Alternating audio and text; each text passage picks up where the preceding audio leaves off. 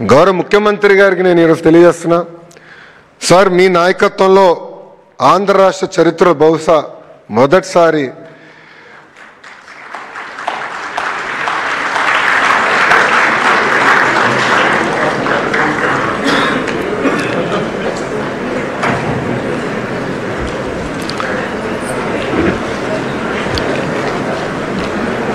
ఆంధ్ర రాష్ట్ర చరిత్రలో బహుశా మొదటిసారి సార్ కొన్ని పాఠశాలల్లో నో అడ్మిషన్ బోర్డ్స్ అని కూడా పెట్టారు సార్.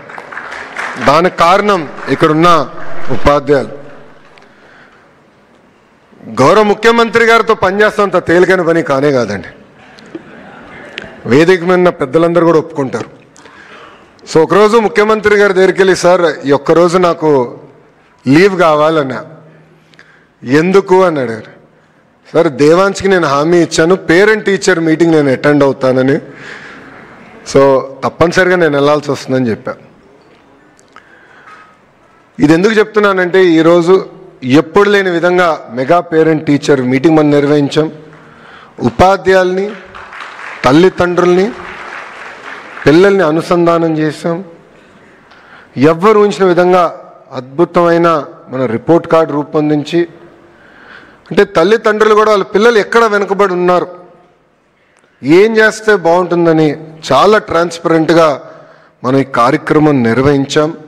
దీనివల్ల పిల్లల్లో రాబోయే రోజుల్లో బాగా చదువుతారని నేను బలంగా నమ్ముతున్నా. నేను గతంలో కూడా చెప్పా, చాలామంది నేను విద్యాశాఖ మంత్రి అవుతున్నానని తెలిసిన వెంటనే నాకు ఫోన్ చేశారు, మెసేజ్ పెట్టారు, నీకు విద్యాశాఖ అవసరమా, ఒక ఐటీనో ఇండస్ట్రీస్ లేదంటే ఎనర్జీ ఇలాంటి కొంచెం ఈజీ తీసుకోండి అంటే నేను ఒకటి చెప్పా, ఛాలెంజ్ అంటే నాకు చాలా ఇష్టం అని.